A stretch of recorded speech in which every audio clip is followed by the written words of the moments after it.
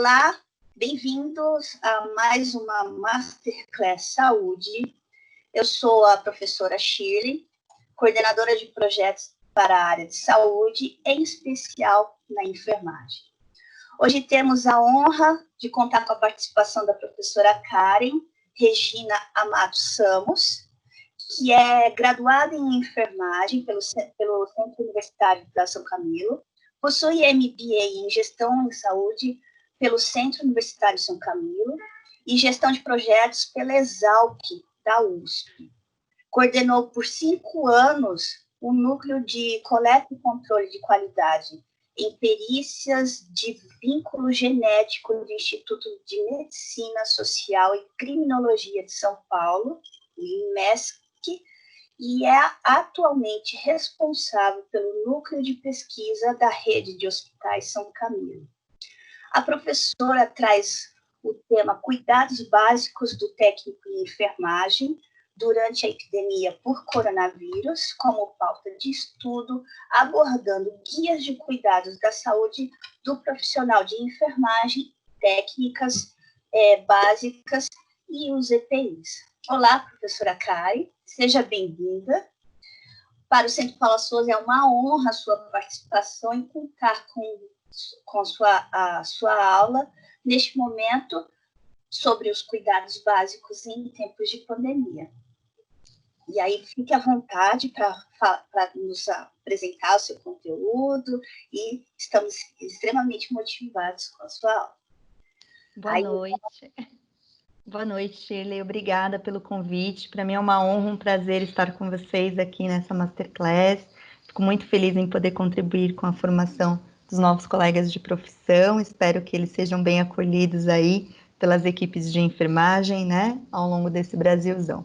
Hoje eu vou falar um pouquinho para eles sobre a questão dos conceitos básicos, né, os cuidados básicos para o técnico, especificamente para o técnico de enfermagem durante essa pandemia por coronavírus.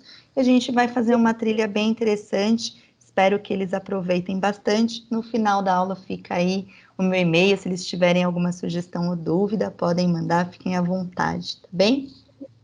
Obrigada, vou compartilhar aqui com você, tá? Bom, pessoal, então vamos hoje falar um pouquinho sobre os cuidados básicos gerais do técnico de enfermagem durante a epidemia, né? Agora pandemia por coronavírus. E a gente começa aqui conversando e falando um pouquinho, afinal, o que é o coronavírus, né? Então, o coronavírus, ele faz parte de um grande grupo de vírus, né? Os primeiros coronavírus foram isolados lá em 1937, e eles recebem esse nome porque eles têm uma semelhança a uma coroa, né? Uma coroa mesmo. Então, quando a gente observa esse vírus na microscopia, ele tem a semelhança com uma coroa, por isso recebeu o nome de coronavírus. Existem diferentes tipos de coronavírus, já existiram outras, né, epidemias por essa classe de vírus, né, e eles geralmente causam sintomas respiratórios e até gastrointestinais quando eles infectam humanos. Eles são mais presentes em animais, mas algumas cepas podem infectar humanos. Ao todo, contando com o novo coronavírus, que nós descobrimos mais uma cepa agora em 2019, então a gente tem ao todo de 7, né, coronavírus humanos já identificados aí na ciência. Então, de qual coronavírus a gente está falando, né? Qual que a gente está enfrentando aí desde o final de 2019 até agora? Então, um novo tipo, né? Que a gente classificou como beta-coronavírus. Posteriormente, ele recebe o nome de SARS-CoV-2, né? E o primeiro relato desse vírus em humanos foi desse tipo, desse beta-coronavírus, foi lá na província de Wuhan, na China, em dezembro de 2019, né, através do consumo, né, e a proximidade aí com morcegos, é o que se acredita até o momento. E aí ele chegou aqui no Brasil em fevereiro, né, precisamente o primeiro caso foi relatado no dia 26 de fevereiro deste ano, tá, foi um paciente de 61 anos, que ele deu entrada em uma unidade hospitalar, né, com os sintomas dessa doença, realizou o exame, fez a contraprova e ficou confirmado, então, o primeiro caso, né, da doença aqui no Brasil, da Covid-19, a gente vai falar um pouquinho mais para frente sobre a doença em si, mas enfim, deu a entrada do vírus aqui no país, né? Foi nessa data. E o que que faz, então, o novo coronavírus? Ele causa uma doença chamada Covid-19. E é muito importante a gente saber os conceitos, né? Parece que a gente está chovendo aqui no molhado, falando coisas que a gente ouve todos os dias na TV. Mas nós que somos profissionais de saúde, né? Os alunos que daqui a pouco vão estar aí no mercado de trabalho, tem que entender, coronavírus é uma coisa, Covid é outra. Coronavírus é o vírus, né? É a classe de vírus. E a Covid é a doença que esse vírus, propriamente dito, o SARS-CoV-2, causa. Então, quando a gente fala da doença, a gente deve falar em Covid-19. E por que esse nome? Esse nome ele vem da sigla inglesa, né, para Coronavirus Disease, e 19 porque foi o ano de 2019 o seu primeiro relato, né, a primeira vez que a gente teve ciência desse beta-coronavírus, do SARS-CoV-2, infectando um humano. Então, eles causam infecção respiratória, que ela pode ter uma apresentação leve, né? Então, o paciente pode apresentar um quadro leve, muito parecido com um resfriado, uma gripe, então são sintomas leves. Geralmente, 80% da população que se infecta com o coronavírus, né, e apresenta a Covid, apresenta de uma forma leve. Não é necessário nenhuma intervenção, apenas o isolamento que ele já deve fazer, né, aí por 14 dias, porque isso leva já em conta o período de incubação do vírus, a transmissibilidade desse vírus aí para a população. Mas 20% aí da população vai apresentar uma forma mais grave, então ele pode apresentar até uma pneumonia, né? E aí são os casos que a gente vê geralmente na televisão, o paciente evolui a óbito, então é uma doença que tem aí, ela é bem multifacetada, que a gente fala. Como que ocorre, né? Como que é a transmissão do coronavírus? O coronavírus, ele tem uma característica muito importante, ele se dissemina rapidamente, né? E o que que isso quer dizer para nós, profissionais de saúde? O que que isso significa para a gente? Significa que a gente vai ter, num período muito curto de tempo, uma quantidade de muitos casos requerendo hospitalização, né? Por isso que hoje se fala tanto no isolamento da população, pedem para a população ficar em casa, porque a questão é, quanto mais a gente infecta, ele tem uma chance muito grande de passar para outras pessoas, né? Ele se dissemina rapidamente e essas pessoas podem agravar e isso pode impactar lá no atendimento do hospital, gerando o que a gente já ouve muito aí na TV, que é o colapso do nosso sistema de saúde, tá? A transmissão, inicialmente, do coronavírus, a gente podia ter ela em dois cenários. Hoje a gente tem mais só a transmissão comunitária, principalmente aqui no Brasil, tá? Pensando lá no início do cenário, a gente podia ter a transmissão local e a transmissão comunitária sustentada. Elas são diferentes.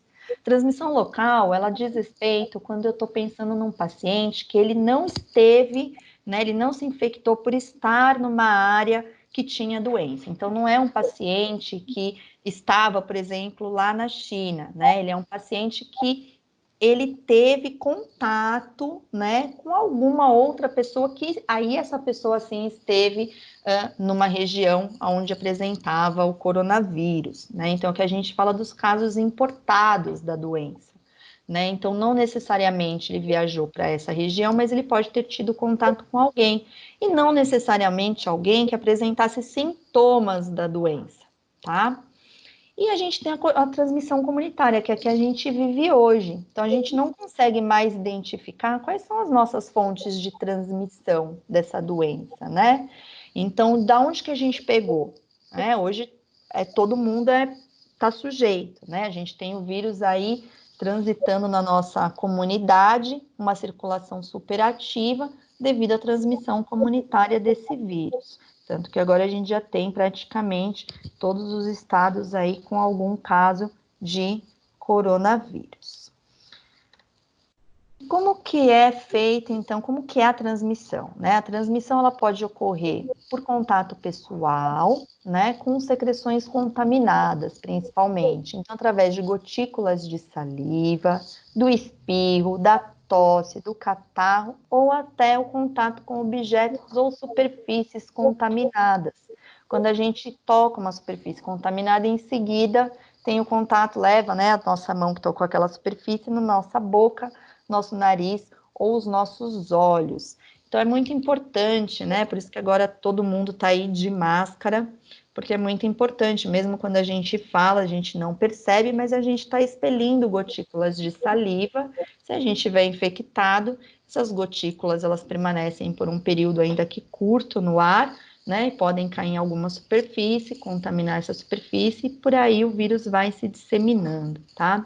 O período médio de incubação do coronavírus é de 5 dias, mas os intervalos podem chegar até 12 dias, tá? Geralmente é o período em que os primeiros sintomas levam para aparecer desde a infecção do nosso organismo pelo vírus. Hoje já tem alguns estudos aí mais recentes que falam em até 7 dias, né? Que a gente já começa a apresentar os sintomas no 7º dia da infecção aí por coronavírus. Então, é importante sempre a gente estar bem atualizado, porque esses dados vão mudando numa velocidade assustadora.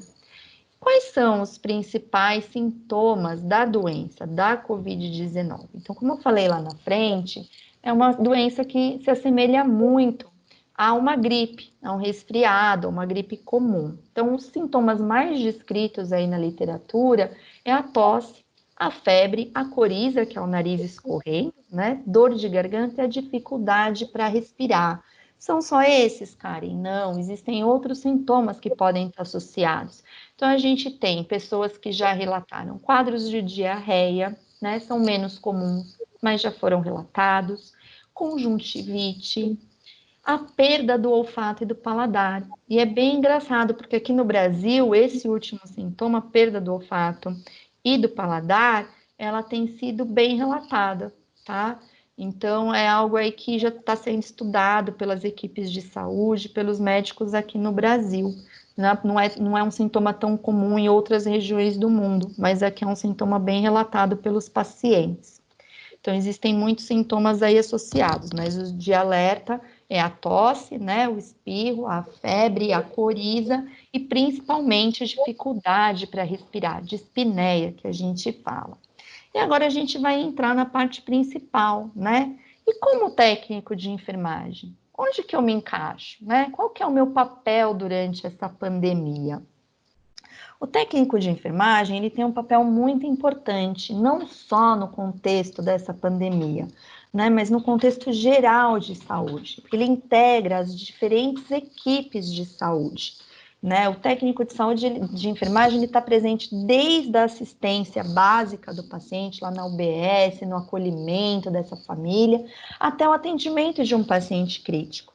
Né? Então, a gente tem técnicos inseridos dentro de unidades de terapia intensiva, né, que vão prestar auxílio, assistência a pacientes críticos.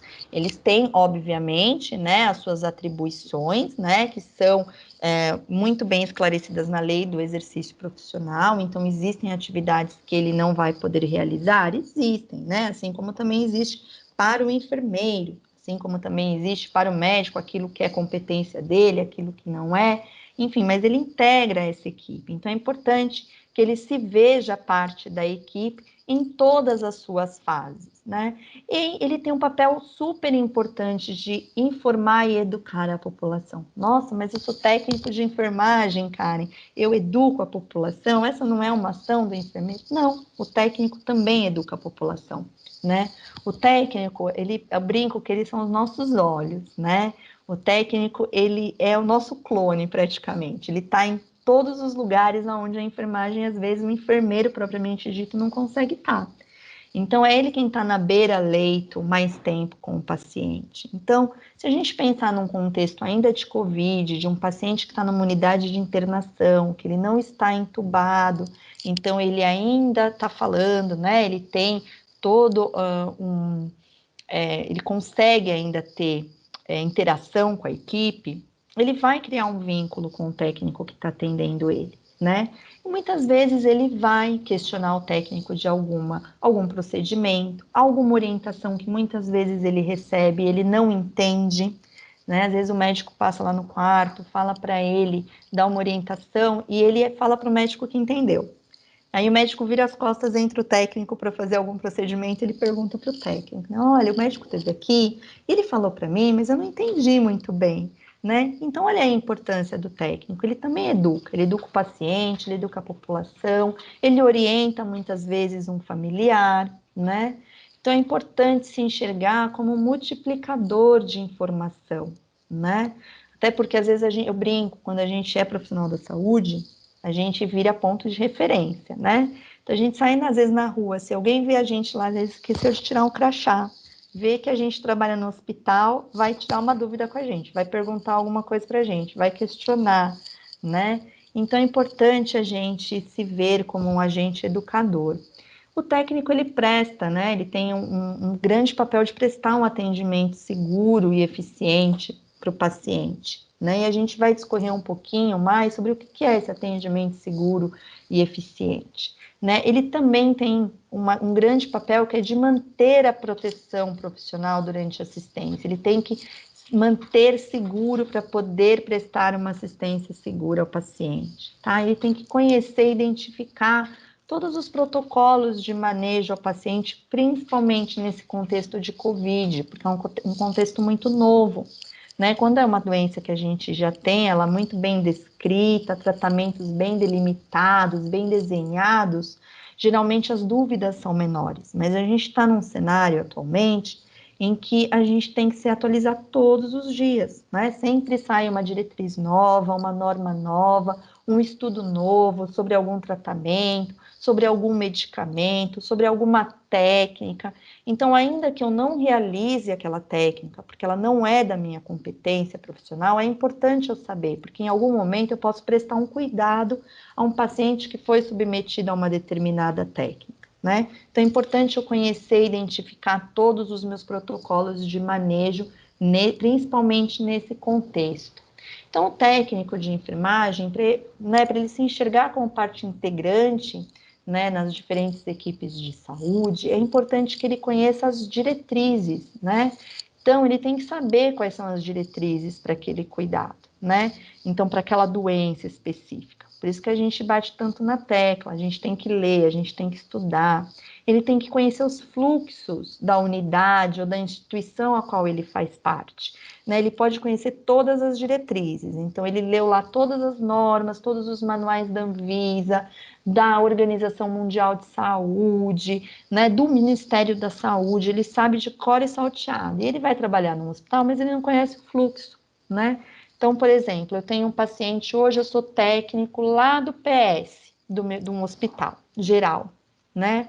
Atendi um paciente, esse paciente, ele tem suspeita de Covid, o que eu faço com esse paciente, né?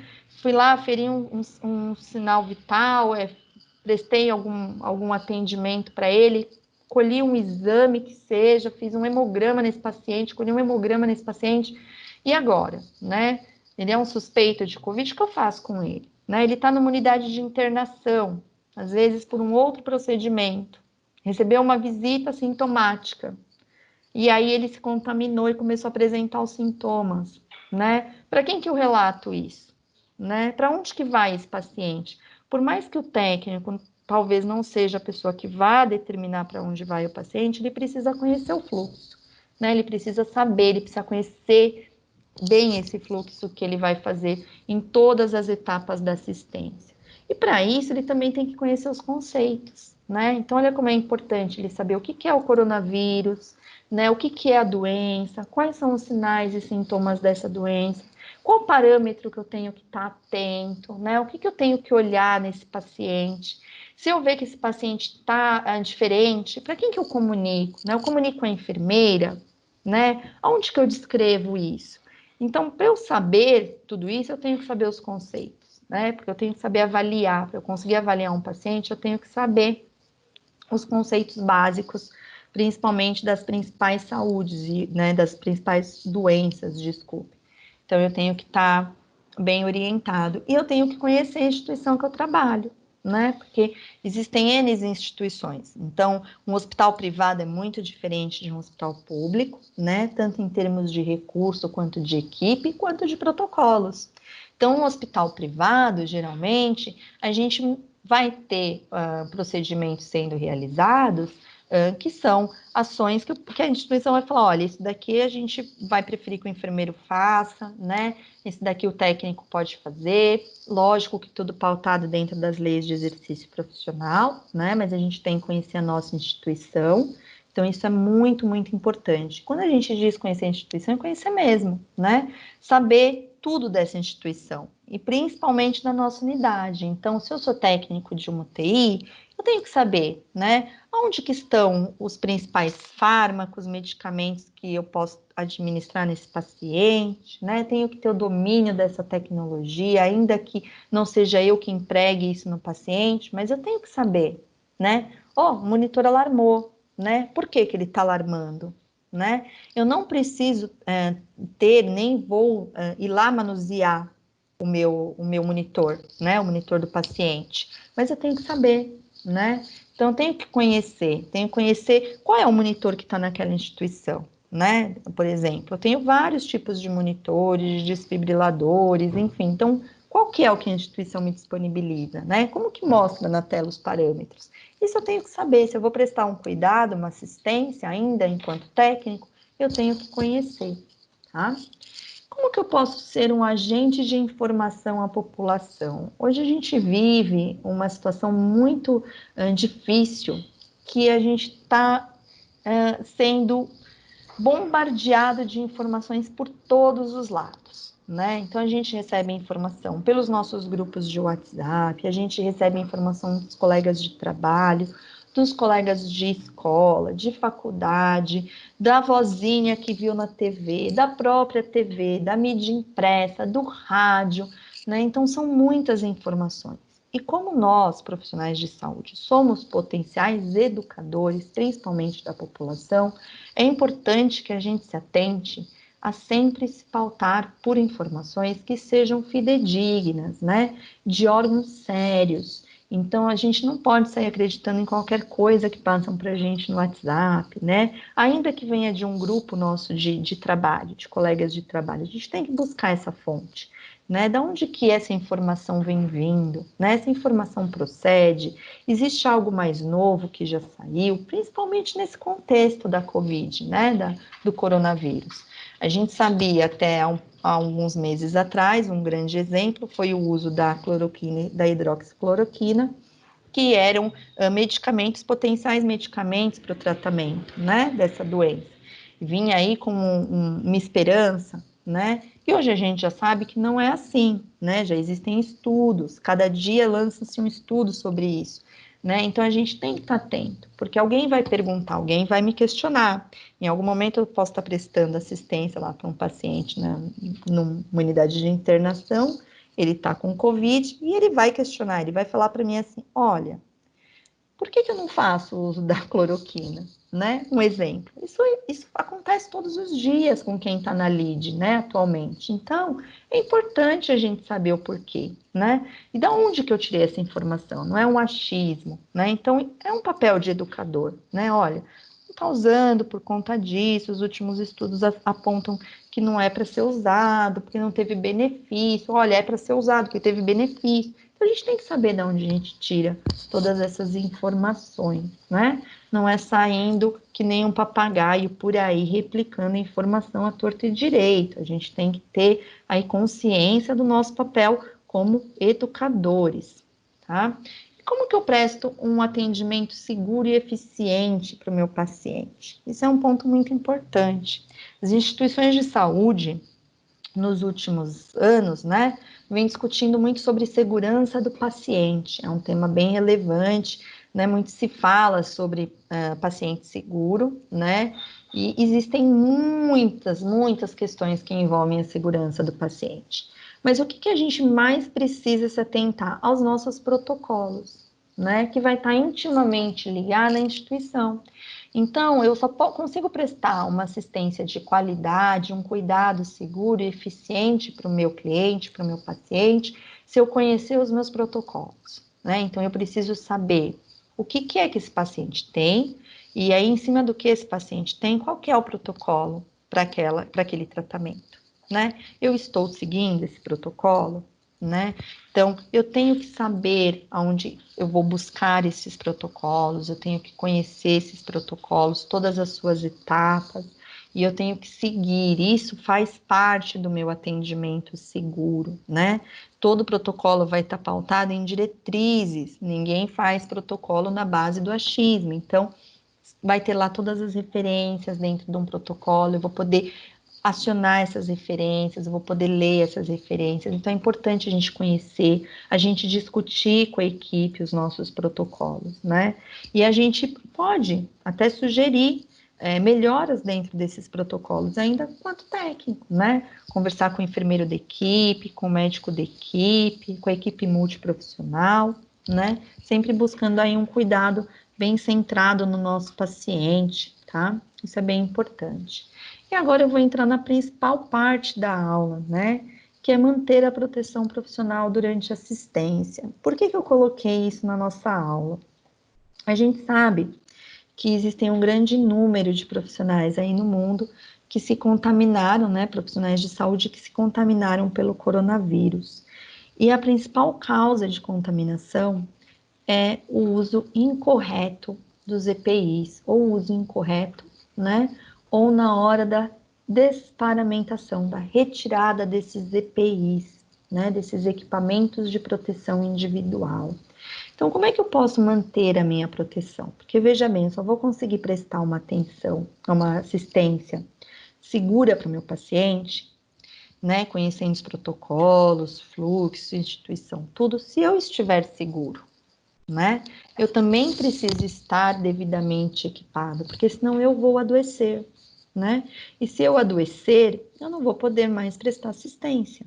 Então, para eu conseguir estar seguro, existem algumas coisas que eu preciso saber. Eu preciso conhecer as normas regulamentadoras da minha profissão. Então, eu preciso principalmente conhecer a NR32. Por que eu falo isso? Porque a gente, muitas vezes no hospital, né? A gente vê algum colega nosso lá utilizando adorno, por exemplo, utilizando relógio, pulseira, aliança, é muito comum, né? E não pode. Tá lá na NR32, a gente não pode fazer uso de adorno, né? As mulheres querem estar com cabelo solto, tem que estar de cabelo preso, né? Então, não é por frescura, existe um motivo por trás dessa NR32, né? Então, vamos pensar uma coisa tão simples que a gente faz, né? O uso da aliança. Aí o pessoal fala assim, poxa, mas eu sou casado, minha mulher é ciumenta, se eu for trabalhar sem aliança vai brigar comigo. Ué, fazer o que acontece, né? A gente vai ter que tirar a aliança. Porque a partir do momento que eu vou higienizar as mãos, por exemplo, se eu tiver com adorno, a região onde está o adorno, ela não está higienizada corretamente, né? O adorno cobriu parte da minha pele ali, a aliança cobriu parte do meu dedo. Por mais que eu lave, não é a mesma coisa, né? Ela pode rasgar uma luva, então ela pode me pôr em risco. Então, existem vários contextos aí. Então, eu tenho que conhecer as normas regulamentadoras, eu tenho que conhecer quais são os EPIs que eu tenho que utilizar, né? Quais são esses EPIs, em quais momentos eu utilizo esses EPIs. Não é porque eu tenho tudo à disposição que eu vou usar tudo para qualquer procedimento, qualquer momento, né? Então, para isso, eu preciso conhecer quais são as precauções que eu tenho instituídas na saúde, quais são os tipos de isolamento que eu tenho, quando que eu utilizo cada EPI para cada tipo de isolamento, qual que é a precaução que eu vou colocar ali, né? Então, eu tenho que conhecer bem. E, além disso, tenho que conhecer o descarte correto dos meus insumos e dos meus equipamentos de proteção individual. Então, eu tenho equipamento de proteção individual que ele não é descartável, que eu vou reutilizar, né? Que eu vou fazer a correta limpeza e desinfecção daquele equipamento e eu vou poder reutilizar. E eu tenho equipamento de proteção individual que eu vou descartar depois do uso, mas eu não vou descartar em qualquer local, né? Tenho que saber que eu tenho que descartar no local adequado, né? Identificado corretamente. Então, isso é muito importante, tá? Toda e qualquer proteção, né, individual do profissional, ela começa pela higiene das mãos, né? E essa é a principal arma que a gente tem depois do isolamento para o Covid, para parar o coronavírus, né? Para barrar aí o nosso contágio, é a higiene das mãos, né? Ela é muito importante. A gente sempre tem que lembrar que existem 5 momentos certos para a gente fazer, né? 5 momentos da lavagem das mãos, da higiene das mãos, tá? A gente tem que lembrar, então, que a paramentação completa, que a gente fala, o uso completo de todos os EPIs, né? Ele não é o suficiente se a gente não higieniza as mãos. A gente precisa higienizar as mãos. Ah, Karen, por quê? Porque sim, porque eu vou tocar nesses EPIs para me paramentar, né? Então, preciso estar com as mãos limpas. A minha mão é uma fonte de contágio, né? E a gente tem que lembrar que a luva não substitui a higiene das mãos, gente. Não substitui. A gente ainda vê colegas falando que substitui, mas não substitui. Parece besta, né? Um assunto bobo, mas é um assunto que causa muita dúvida ainda entre muitos colegas, né? Então, a luva, ela não substitui. E quando é que eu tenho que fazer a higiene das mãos? Então, eu tenho que fazer a higiene das mãos sempre antes que eu for tocar no paciente, né? Antes de realizar qualquer procedimento limpo, asséptico no paciente, né? Sempre que após, né, o risco, a exposição de fluidos, né? Então, qualquer procedimento que apresente um risco aí para fluidos, né? Após, então, eu também tocar o paciente. Então, antes de eu tocar o paciente, eu lavo a mão. Por quê? Porque eu estou vindo de um outro, né? De uma outra unidade, de um outro leito, de um outro setor. E eu posso ser uma fonte de contágio para aquele paciente. Eu posso levar para ele um patógeno que hoje ele não tem, né? Não só pensando em coronavírus, em qualquer tipo de patógeno, né? Então, também toquei o paciente, ainda que eu fui lá só ferir sinais vitais, eu preciso fazer a higiene correta das mãos, tá?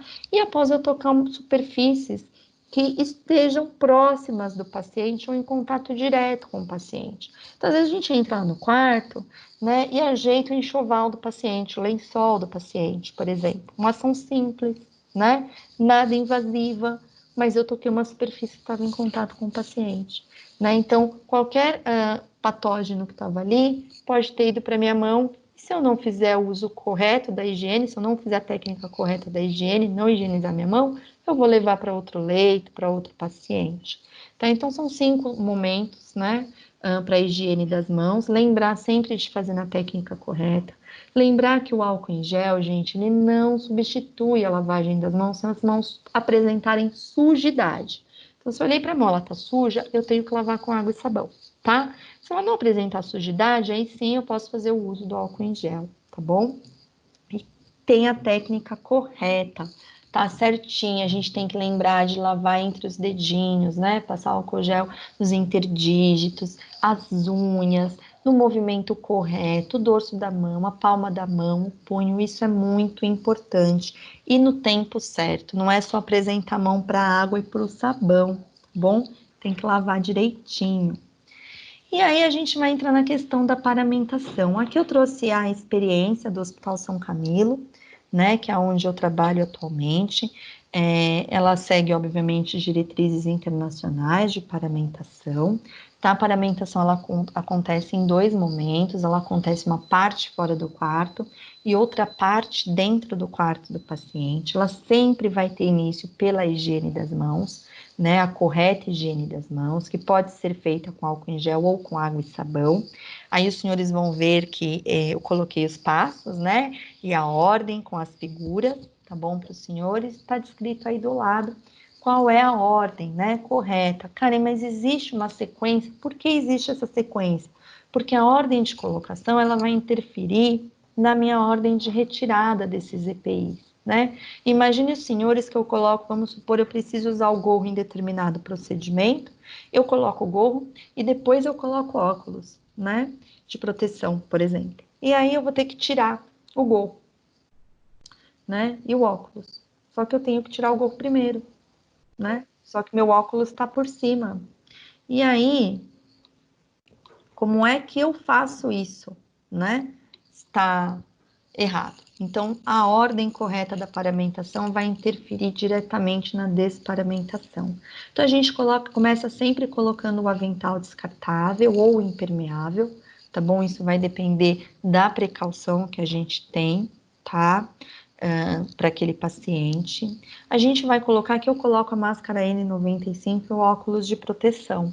Lá no Hospital São Camilo, quando a gente já tem um paciente em suspeita de Covid, ou positivado para o coronavírus, né, para a Covid, a gente já faz o uso da máscara N95, tá bom? Mas aí os senhores vão ter que consultar, obviamente, o serviço de comissão de infecção hospitalar da instituição onde os senhores vão trabalhar, tá bom?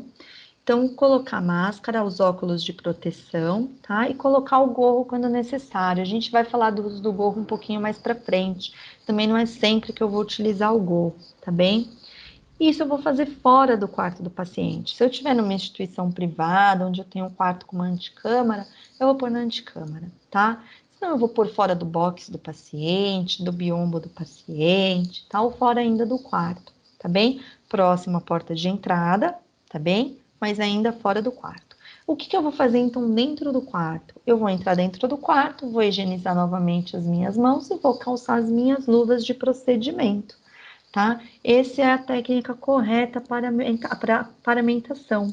Então, a gente tem que lembrar o que a gente tem que atentar sempre. Quando a gente for colocar o nosso avental, seja ele impermeável ou não, a gente tem que sempre lembrar de amarrar esse avental, né? Ele vai ter sempre uma amarração próxima à nossa região da nuca, próxima à nossa cintura, e é muito importante que a gente tente manter este avental completamente fechado nas costas.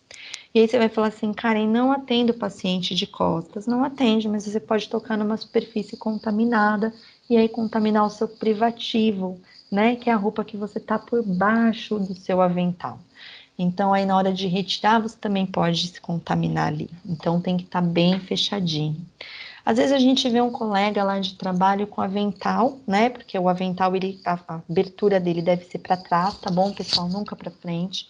A gente não veste ele como um hobby, tá bom? Como um roupão. Então a gente põe com a abertura para trás, o fechamento então dele é nas costas, tá bem? Só que às vezes a gente vê um colega mais magrinho, que a tira que amarra principalmente na cintura, dá a volta e ele acaba amarrando na frente. Posso? Não, não pode, tá bem?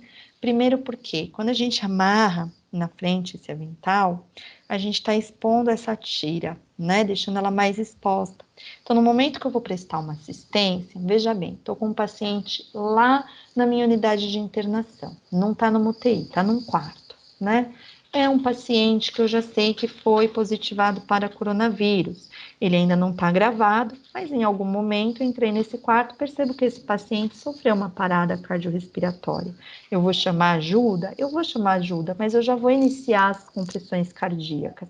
E no momento de eu iniciar as compressões cardíacas, obviamente, eu vou encostar no leito do paciente, né? Vou encostar numa superfície próxima. E a tira, se está amarradinha na frente, ela vai encostar. Na hora de eu fazer a retirada desse avental, o risco de contaminação para mim é maior, tá bem?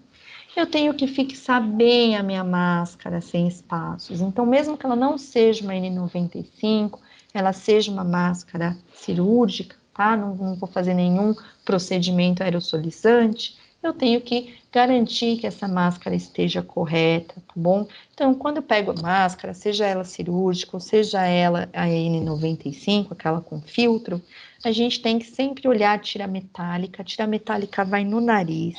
Parece besteira falar isso, mas a gente já viu o colega com a máscara ao contrário, tá bom? Então tem que colocar, a haste metálica vai no nariz. A gente tem que vedar bem, tá bom? Vamos sempre lembrar que esses equipamentos não é para proteção do paciente, é para nossa proteção, tá bom? Vamos colocar o óculos de proteção e quando a gente for calçar a luva lá dentro do quarto do paciente, a gente tem que sempre se atentar que o punho da luva, ele deve sobrepor o punho do avental, tá bom? Então, eu não posso deixar o meu punho à mostra, tá? Isso é muito importante a gente lembrar. Depois eu vou falar mais para frente os cuidados específicos que a gente tem que ter com cada máscara, tá bom? Karen, eu sou técnica de saúde, né, de enfermagem, e eu trabalho lá num hospital em que eu não sei, né? Eu vejo colega lá que está usando máscara de tecido. Posso utilizar máscara de tecido? Gente, não. A indicação da máscara de tecido não é para uso em hospitais ou unidades de saúde, porque são unidades, são locais em que a gente tem uma exposição muito grande ao vírus, né? Então, a chance de contágio é muito maior do que em outros locais. Então, a máscara de tecido ela é indicada para a população comum ou para o uso em casa, na rua, no transporte público, tá bom? Dentro das unidades, principalmente as hospitalares, a gente deve fazer o uso da máscara cirúrgica, máscara comum ou a N95, tá? E aí, claro que isso vai ser determinação da nossa CCIH, da Comissão de Infecção Hospitalar, tá bom? Do Serviço de Infecção Hospitalar, lá da unidade onde vocês forem trabalhar. E aí a gente vai para a desparamentação, né? A desparamentação ela também ocorre em dois momentos, uma parte dentro do quarto, outra parte fora do quarto, mas ela difere num ponto muito importante da paramentação. A paramentação, a gente inicia a higiene das mãos, né? Com a higiene das mãos, coloca lá o nosso avental, a nossa máscara, né? O nosso óculos de proteção, o gorro, se for utilizar, tá bom? E a gente vai entrar no quarto do paciente e vai higienizar de novo para pôr a mão para pôr a luva, calçar a luva, né? A desparamentação, a gente vai higienizar as mãos a cada retirada de EPI. E esse é um ponto muito importante. E é aí onde a gente apresenta o maior erro, que a gente não faz direito, né? Então tem que lembrar, retirou, cada EPI que a gente retira é uma higiene das mãos que a gente faz, tá bom? Então dentro do quarto a gente sempre vai iniciar a nossa desparamentação pela retirada da luva de procedimento. E aí alguns de vocês vão me questionar assim, Karen, eu vou usar 2 luvas. E aí eu vou falar para vocês, não precisa, né? Por quê? Não existe nenhum estudo científico, gente, que comprove a eficiência do duplo enluvamento, tá bom? Então, não é nem recomendação. Se os senhores entrarem lá no site da Anvisa, os senhores vão ver que o uso do duplo enluvamento é desaconselhável, tá bom? Então, uma luva só basta. E a gente vai começar a retirar as luvas sem tocar a parte externa, tá bom? Da luva. Então, a gente começa retirando pelo punho, tá bom? A gente põe o dedinho assim por baixo do punho, retira ela e vai retirando a segunda luva sempre sem tocar a face externa, tá bom? Das luvas. Depois a gente vai fazer a higiene das mãos e vai partir para a retirada do nosso avental. E aí esse é um ponto muito crítico também, né? Porque a gente vai ter que desamarrar este avental, tá bom? E retirar esse avental sem tocar na parte externa, né? Que foi a parte que teve contato com o paciente, né? Que teve mais próxima ali do paciente. Então, a gente começa desamarrando as tiras, tá bom? Aí, aqui nos quadradinhos, e tem aqui as figurinhas para vocês verem como é feito, mas a gente retira por trás, e ainda por trás, se a gente fizesse a mão no movimento de concha, a gente pega por dentro e retira pelos ombros, tá bom? E a gente retira sempre colocando ele para frente do corpo e enrolando esse avental de forma que a parte externa vá ficando para dentro desse avental enrolado, né? Ele vai enrolando para dentro, então a gente vai expondo só a parte que estava em contato com o nosso corpo, tá? Isso é bem importante. Retirou o avental, a gente também vai higienizar as mãos. E aí, se tiver gorro, a gente vai fazer a retirada do gorro, tá bom? Se não tiver o gorro, a gente vai partir para a higiene das mãos. Aí, fora do quarto do paciente ou do box do paciente, a gente vai fazer a retirada do óculos, tá bem? Agora, vamos pensar uma coisa. A gente saiu do quarto, né? A gente higienizou as mãos lá, né? Retirou o avental e higienizou as mãos. E aí descartei, que é importante eu lembrar que eu tenho que descartar essa luva e esse avental, se ele for descartável, em resíduo infectante, em lixo infectante, tá bom? Não é em qualquer lixo, então não é no lixo comum, combinado? Tem que ser no lixo infectante, tá? Ele tem potencial contaminação, ali agente contaminador, então tem que pôr no resíduo infectante. Quando eu saio do box do paciente ou do quarto do paciente, eu toco a maçaneta ou toco aquele biombo, né? Então, é importante que lá fora do quarto eu também comece higienizando as mãos, tá bom? Então, higienizei as mãos, eu vou fazer a retirada do óculos. Como é que eu faço a retirada do óculos de proteção? Gente, é super importante lembrar que a retirada do óculos, ela deve acontecer sempre pelas laterais, tá bom? Eu não posso pegar esse óculos pela frente, tá? Então, eu tenho que retirar os óculos sempre segurando pelas hastes laterais, tá bem? E aí eu vou retirar esse óculos, tá? Posso acondicionar ele numa bancada específica, numa bandeja, lembrando que ele está ainda contaminado, tá bem? Vou fazer a higienização das minhas mãos e vou fazer a retirada da minha máscara. Se ela for uma máscara cirúrgica, né? Eu fui só, por exemplo, aferir a temperatura ou verificar a oximetria de um paciente, fui só verificar, aferir uma pressão arterial, não fiz nenhum procedimento invasivo, né, que eu precisasse do uso da N95. Se ela for uma máscara cirúrgica, eu vou retirar ela e vou descartá-la em resíduo infectante, tá?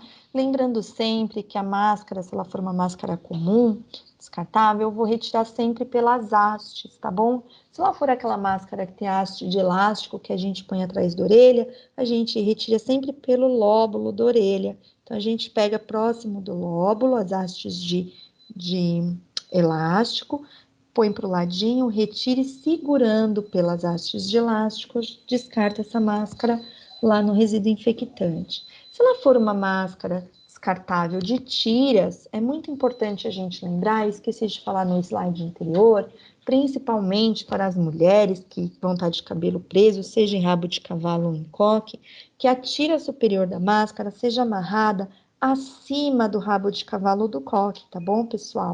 E a máscara, a haste inferior, né?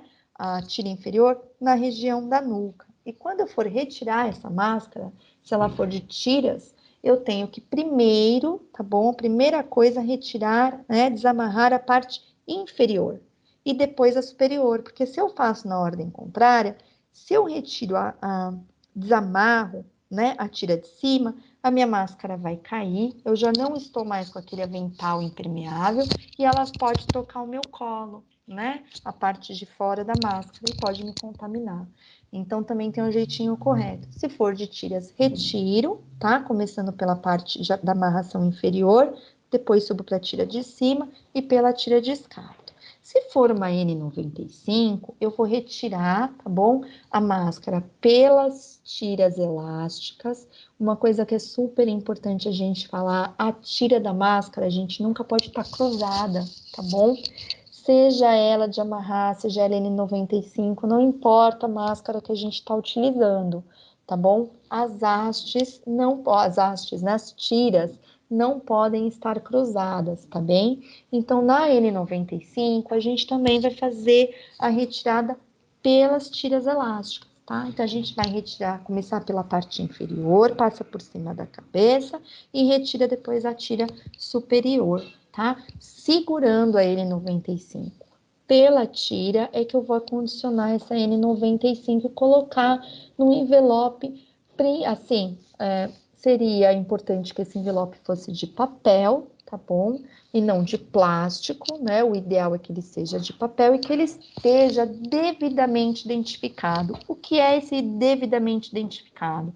Ele tem que constar o nome do profissional, tá bom? A unidade e o turno. Veja bem, a gente tem muitos nomes comuns. Por exemplo, Maria da Silva, eu sou a técnica de enfermagem da UTI da manhã, Maria da Silva. Eu sou a técnica de enfermagem, Maria da Silva, da UTI, da mesma UTI, só que noturno, né? Então, se eu coloco, sei lá, Maria da Silva UTI, sei lá, UTI quinto andar, eu não sei se é Maria da Silva da UTI quinto andar manhã, tarde ou noite, né? Então, é importante ter o turno, tá bom? E é importante, na hora de acondicionar N95, lembrar de deixar as nossas tiras, né, as tiras da máscara, para o lado de fora, tá bom? É claro que, gente, não tem um envelope de papel. Eu estou numa unidade hospitalar ou numa unidade de saúde onde não tem envelope de papel. Eu só tenho um saco plástico. Posso colocar no plástico? Pode, tá? Não é o ideal, mas pode, tá bom? Só lembrar de não fechar hermeticamente, tá bom? O envelope ou o saco plástico, porque eu posso, quando eu fecho hermeticamente, eu vou partir do pressuposto que a minha tira ficou para o lado de dentro desse envelope ou desse saco, e aí ela vai estar contaminada, né? Lembrando que a N95 eu não descarto, eu vou reutilizar ela tem um período maior de uso, né? E a gente depois vai falar um pouquinho sobre isso, tá bom?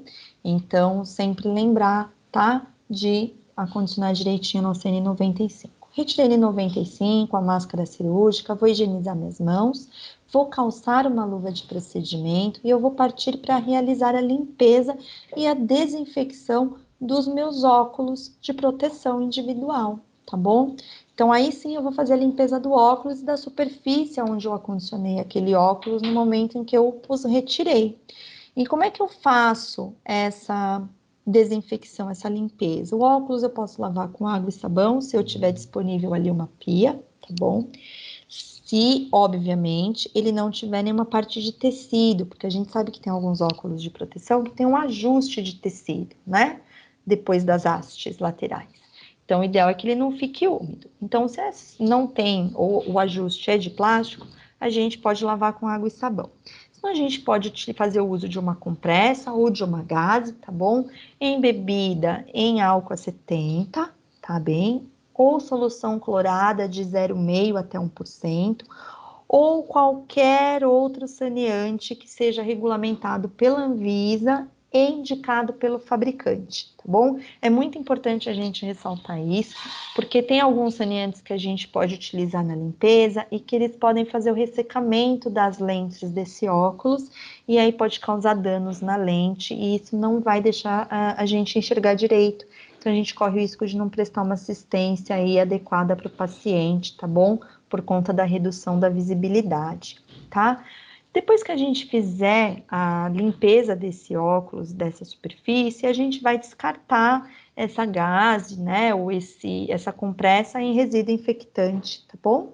E aí a gente vai retirar as luvas, tá bem? E vai higienizar as mãos. Lembrando que a retirada dessas luvas vai ser exatamente como a retirada da primeira luva lá que a gente retirou dentro do quarto do paciente, procurando não tocar na sua parte externa.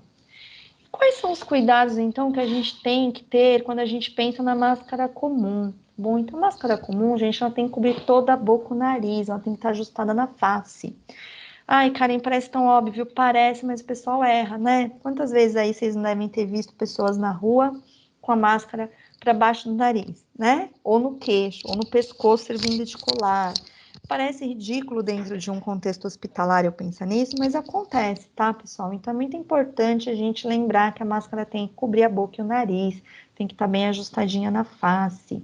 Eu troco a máscara, Karen, de quanto em quanto tempo? Existem estudos que falam que a gente tem que trocar a cada 2 horas, existem estudos que falam que a gente tem que trocar a cada 4 horas.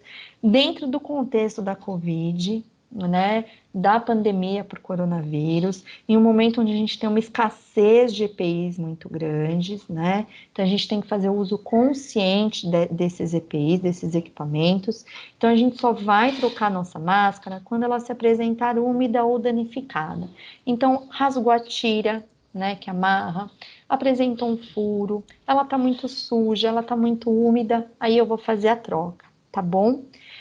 Eu vou higienizar as mãos, tá bom? Após eu retirar a máscara e antes de eu colocar a máscara nova. Então, se eu for ter que trocar essa máscara ao longo do meu plantão, eu tenho que realizar a higiene correta das mãos, tá bom?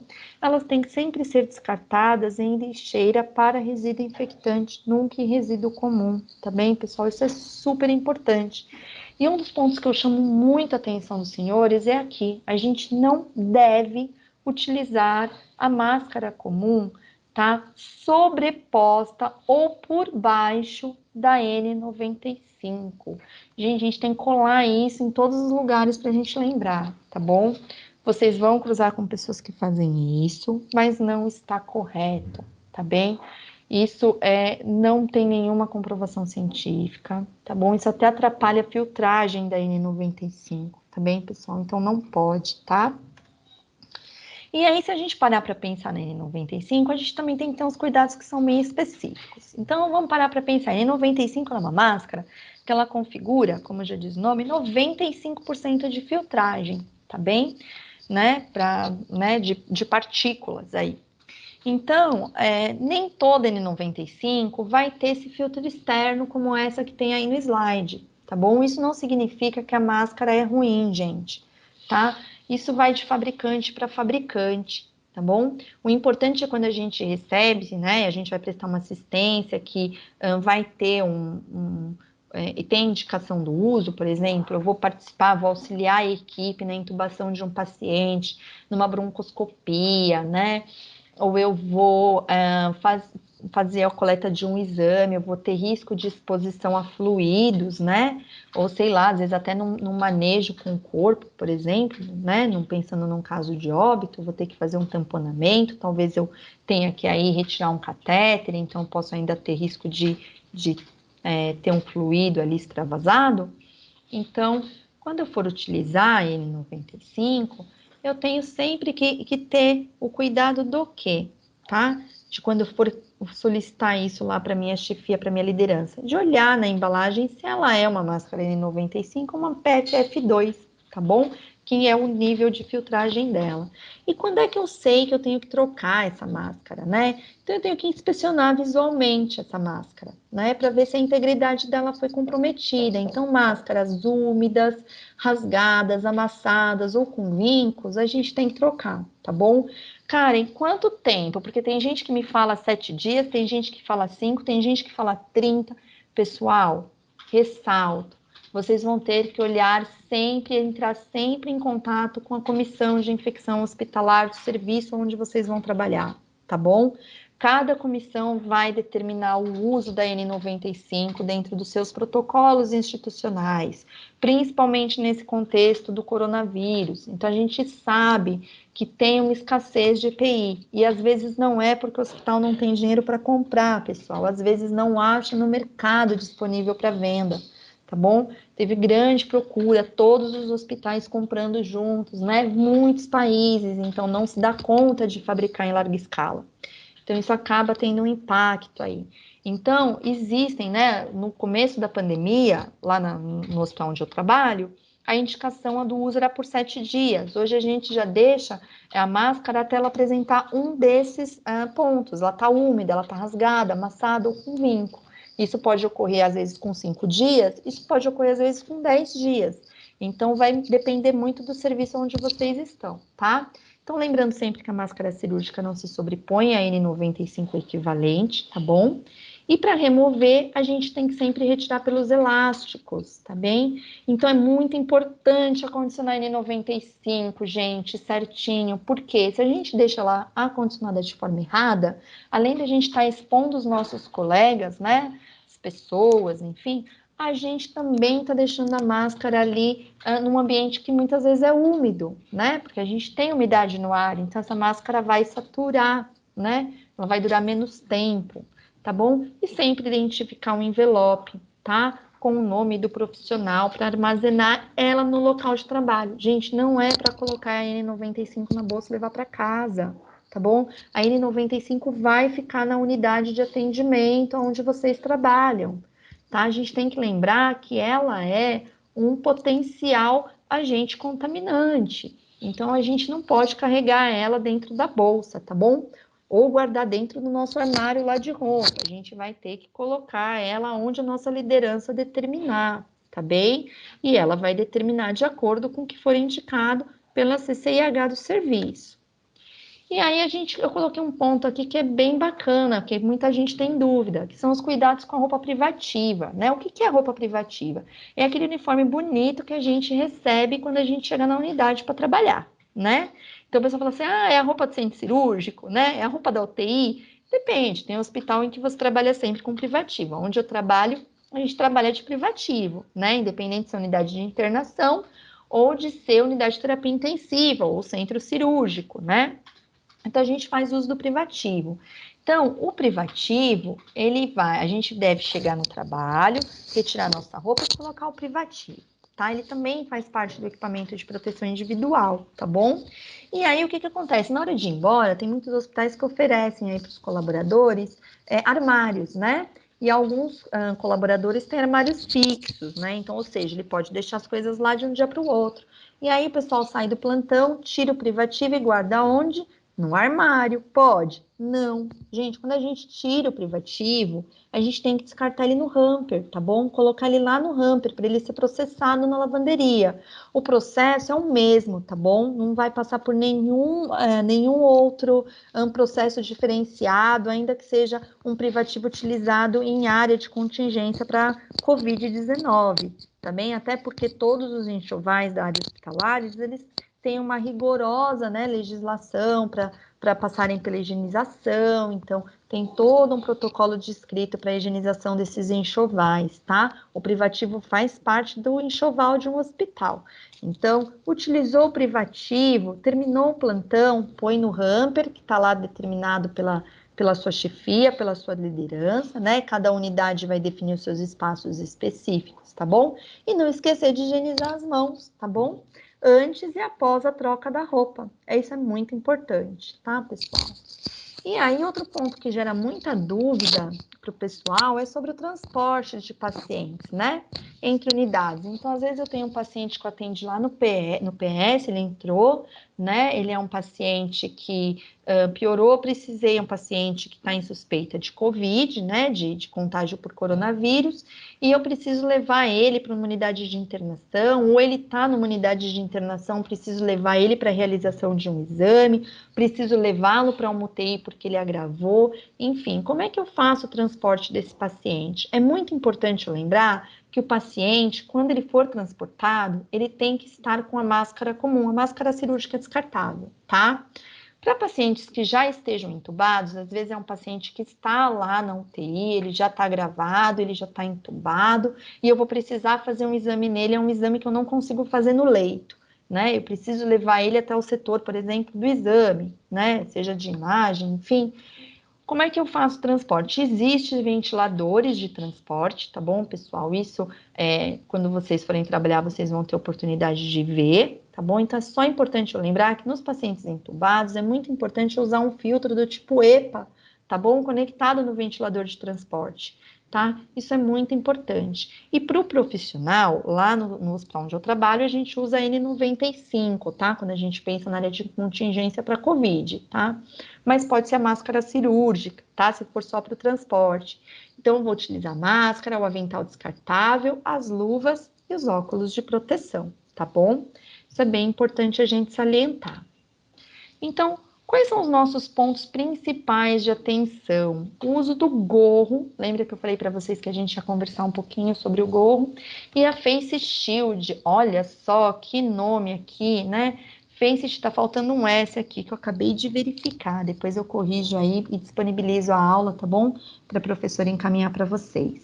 Então, o uso do gorro e da Face Shield, elas só são indicadas em procedimento com exposição a maior quantidade de fluidos ou geração de aerossóis. Quais são esses procedimentos? Então, vamos lá. Vou auxiliar a equipe na intubação de um paciente, né? Posso fazer o uso da Face Shield? Posso. Vou ter que estar de gorro? Vai. Vou auxiliar numa broncoscopia? Vai precisar. Vou auxiliar, vou fazer o preparo do corpo. Tem que estar de gorro? Tem, tá bom? Eu vou fazer um procedimento, vou dar banho num paciente. Preciso estar de gorro? Preciso, tá bom? Parece ridículo, mas preciso, né? Às vezes o paciente pode acabar vomitando de repente, não sei, né? Se ele não estiver entubado, não pode? Pode, então tem um risco a fluidos, né? Ali. Agora, vou aferir a pressão arterial. Preciso estar de face shield? Não. Precisa estar de gorro? Não. Tá bom? Então, assim, a face shield, gente, o que é? Se vocês olharem aqui, né, no cantinho do slide, de um lado tá o gorro, do lado tem aqui um manequim com uma placa de plástico na cara. Isso é chamado face shield, tá bom? E a gente tem saído aí na rua e tem visto muitas pessoas de face shield. E aí é um ponto muito importante que eu quero salientar para vocês, que assim, a face shield, gente, ela não substitui o uso da máscara, tá bom? De nenhuma máscara. A Face Shield, ela substitui o uso do óculos de proteção, tá bem? Então, eu não preciso estar de óculos de proteção se eu estiver com a Face Shield. Se eu estiver com óculos de proteção, não ponho a Face Shield. Se eu tiver de Face Shield, não ponho óculos de proteção. Mas e a máscara? Ponho, sempre, tá bom, pessoal? Independente, tá? O avental impermeável, que é aquele de plástico, né? Ele está indicado em situações também com maior possibilidade de extravasamento de líquido e procedimentos aerossolizantes, tá bom? Então, vou fazer aspiração de paciente. Eu sei que não são atividades do técnico, tá? Mas é importante a gente salientar que para essas assistências eu preciso, tá bom?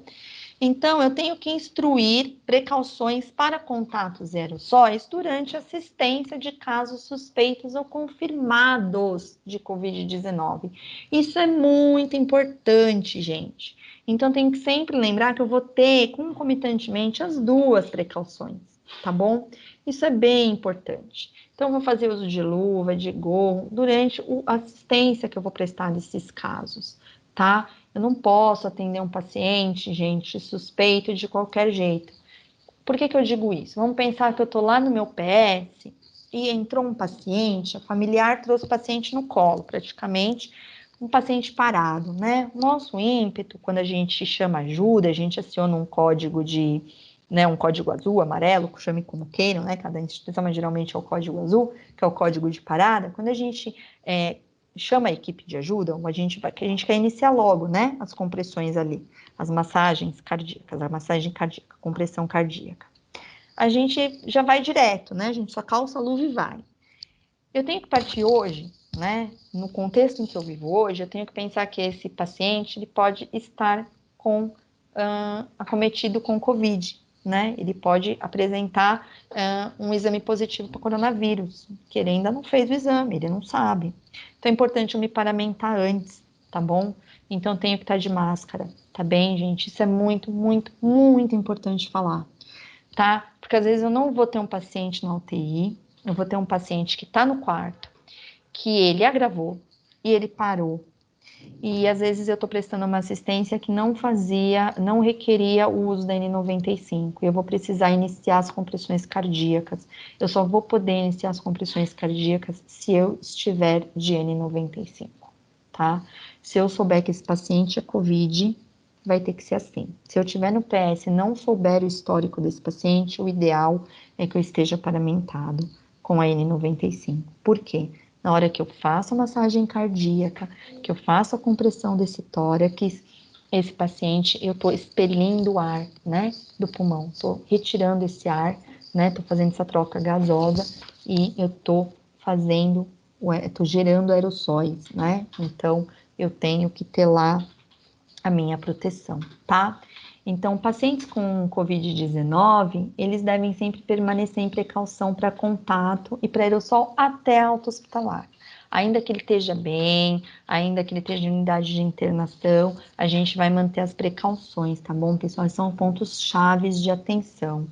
Então, o que é que eu deixo aqui para vocês, né? O nosso desafio hoje, ele é muito grande, né? Quando a gente pensa aí na assistência, principalmente ao paciente com Covid, a gente tem um desafio imenso, né? A gente encontra hoje diversos cenários, né? O Brasil é muito grande, muito discrepante, com realidades muito distintas. Então, uma coisa é você trabalhar na rede privada, outra coisa é você trabalhar na rede pública, outra coisa é você trabalhar num grande centro, ainda que seja numa rede pública, mas numa cidade como São Paulo. Outra coisa é você atender lá no interior do Amazonas, né? Então, recursos são diferentes.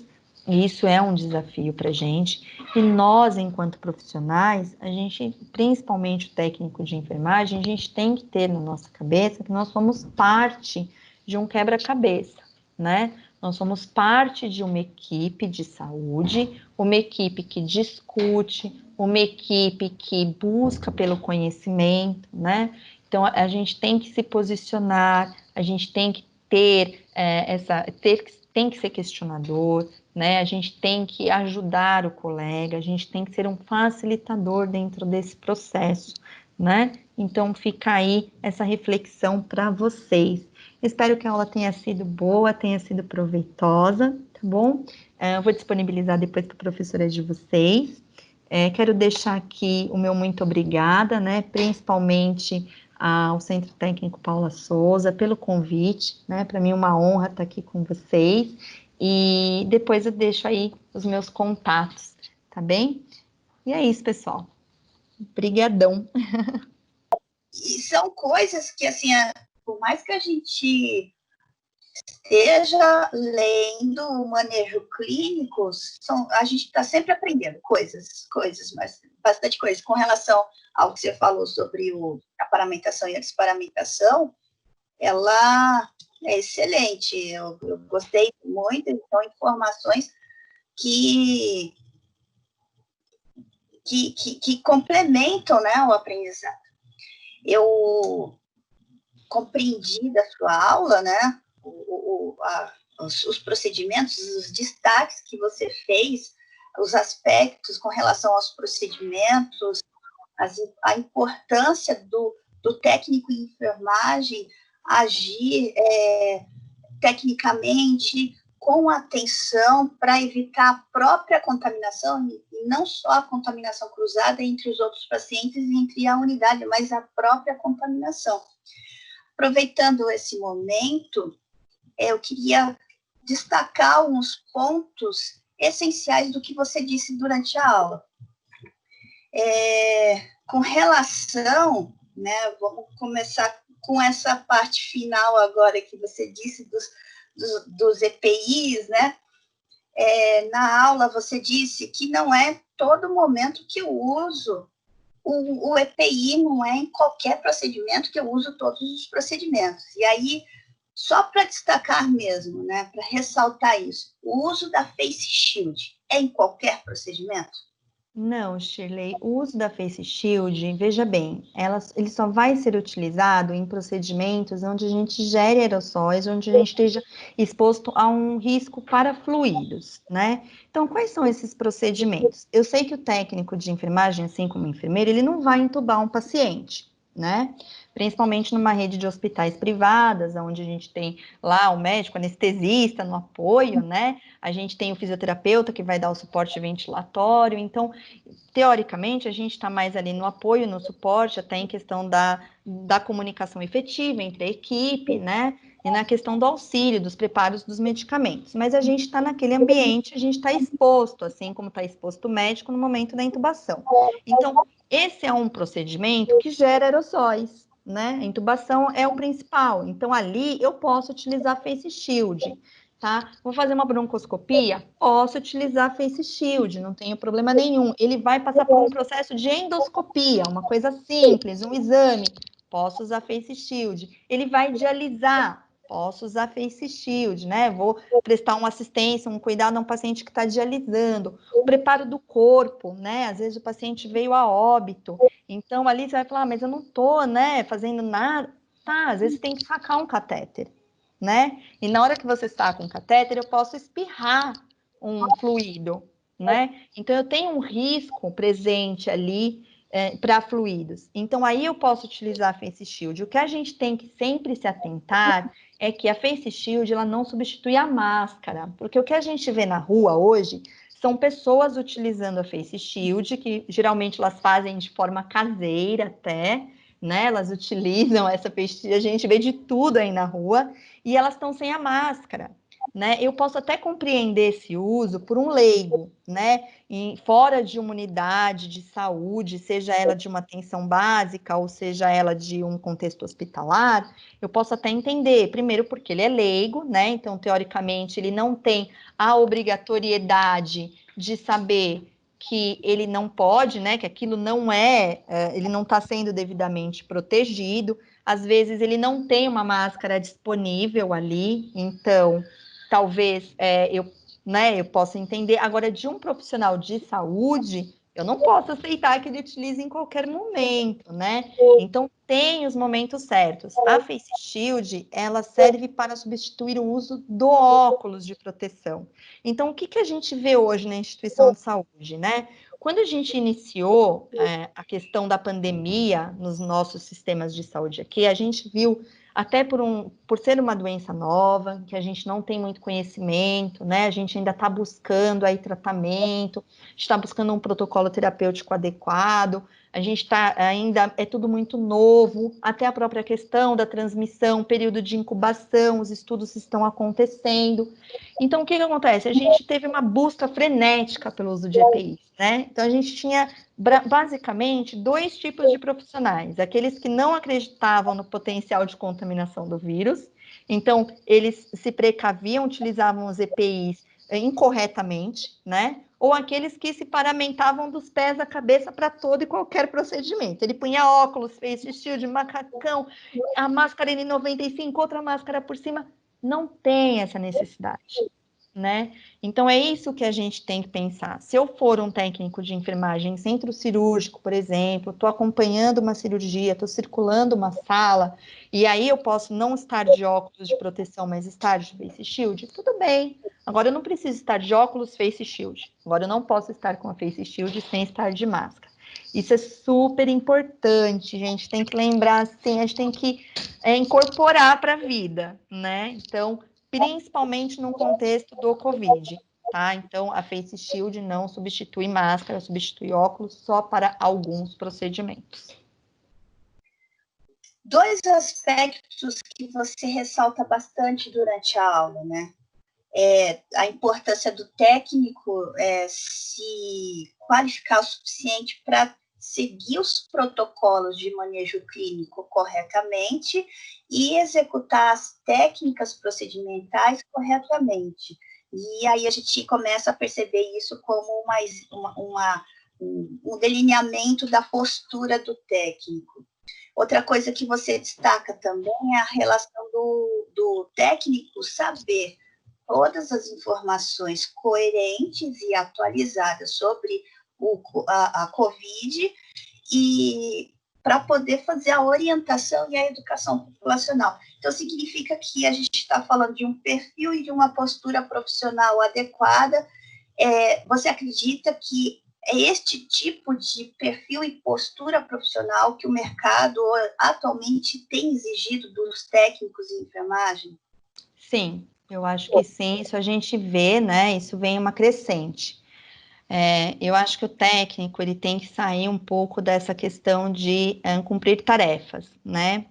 Eu acho que a gente, enquanto enfermagem, de uma forma, num contexto geral, a gente tem que saber os nossos momentos, a gente tem que saber se impor frente à nossa equipe, né? E quando eu digo isso, veja bem, não é de forma pejorativa, né? De forma impositiva.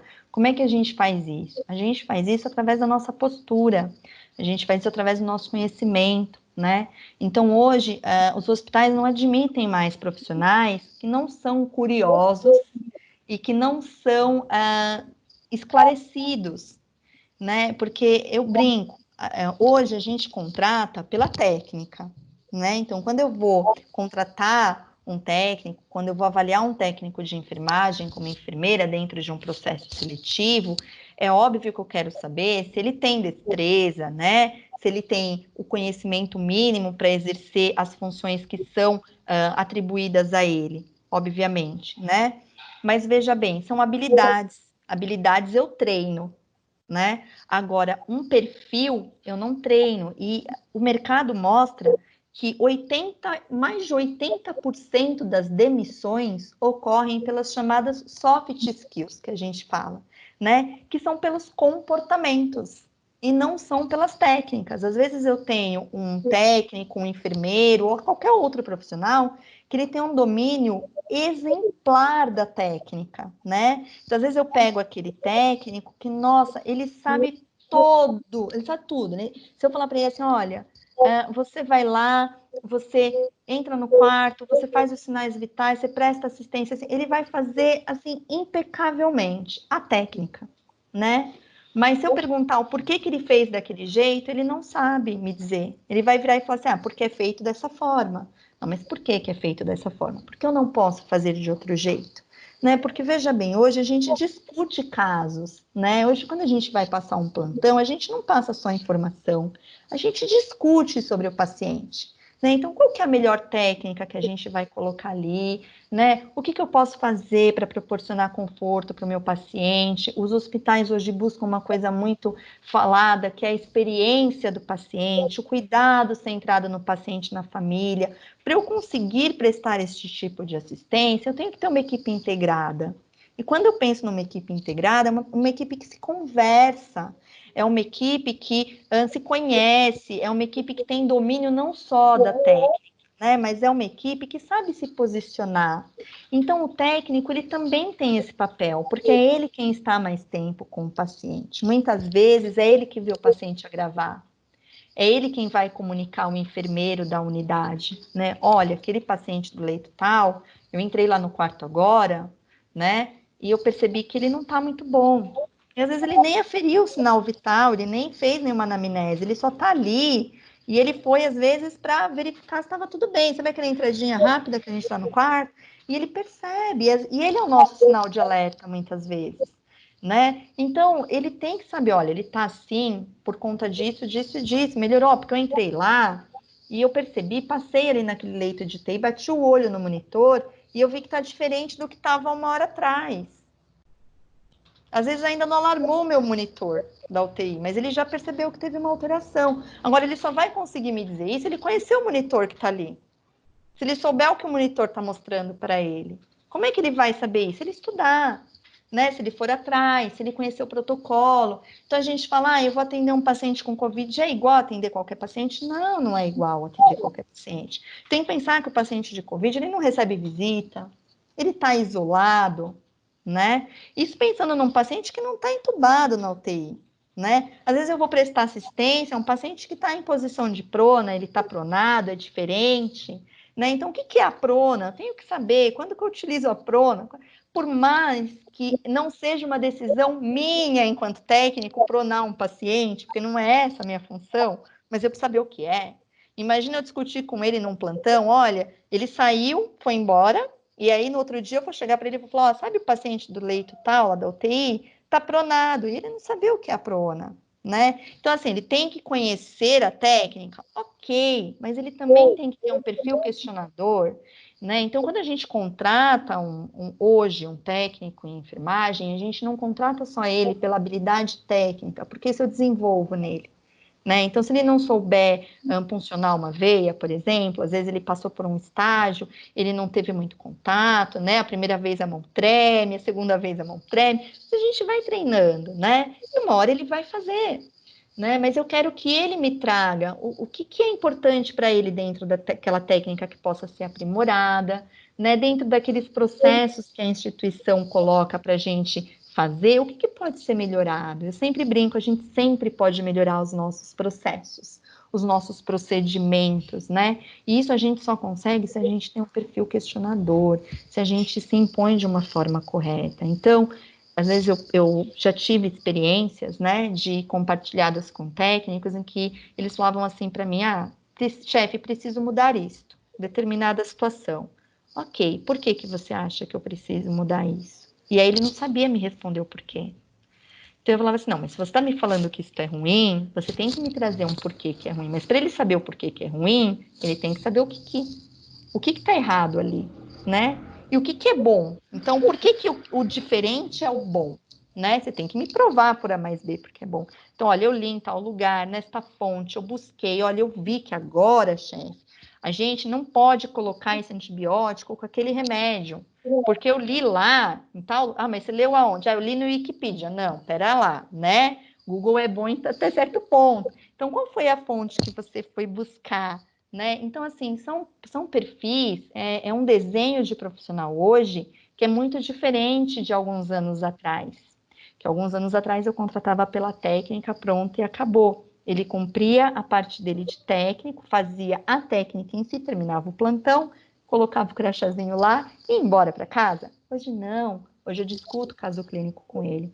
Então, eu espero que ele me traga novidades, eu espero que ele me traga inovações, eu espero que ele conheça as tecnologias que estão ao entorno dele, ainda que não seja de responsabilidade dele o manuseio dessas tecnologias. Mas ele tem que saber, né? E isso é importante o técnico colocar na cabeça, porque ele só vai ser parte da equipe, né? Ele só vai conseguir discutir de igual para igual quando ele tiver um conhecimento que muitas vezes não é a habilidade técnica, né? Eu brinco que se eu pegar um macaquinho, colocar a seringa na mão dele, mostrar para ele 20 vezes que ele tem que espetar ali, a 21ª ele vai espetar exatamente naquele lugar. Mas ele não vai saber o porquê que ele está fazendo aquilo, nem quando que ele tem que fazer aquilo, ou quando ele tem que deixar de fazer aquilo. E é isso que eu busco no técnico, né? Principalmente nos que me acompanham. Então, assim, até onde que eu vou? Chefe, eu não vou fazer esse procedimento que está aqui. Por que não? Não, porque o paciente está assim, assim, assim, né? O paciente está apresentando isso. E eu não vou fazer. Então, assim, tem um fundamento, né? Então, a gente vai sentar enquanto equipe, vai discutir, vai conversar e vamos chegar num denominador comum. Mas isso é um perfil. Infelizmente, a gente não encontra em todos, né? É algo que a gente trabalha aí e que é uma oportunidade de quem está se formando já ir pensando, né? Porque faz parte da nossa formação. Ser questionador faz parte, né? Tem que ser questionador, mas é um bom questionador, tá, pessoal? Não é um questionador de qualquer jeito, né? Saber questionar, quando questionar, como questionar. Isso eu só vou saber se eu conhecer, obviamente, técnica e protocolo, né? Isso faz parte. Karen, mais uma vez eu quero agradecer por este momento. Imagina, o prazer foi meu. Muito boa, ela foi incentivadora, motivadora, enriquecedora, muitos aspectos. Você apontou todos os aspectos importantes, necessários para ter uma atenção, um cuidado, uma assistência de enfermagem criteriosa, né? Eu gostei muito da aula. Espero contar com a sua participação em outras aulas, né? E um grande abraço e muito obrigada mesmo. Shirley, eu que agradeço mais uma vez, fico à disposição de vocês, tá bem? Caso os alunos tenham dúvida, você quiser direcionar, fique à vontade, tá bom? Vai ser um prazer atender a vocês. Conte com a gente sempre que precisar, tá bom? Um grande abraço aí para vocês, obrigada. E se cuidem, pessoal, fiquem em casa quem puder. Tchau, tchau. Tchau, tchau.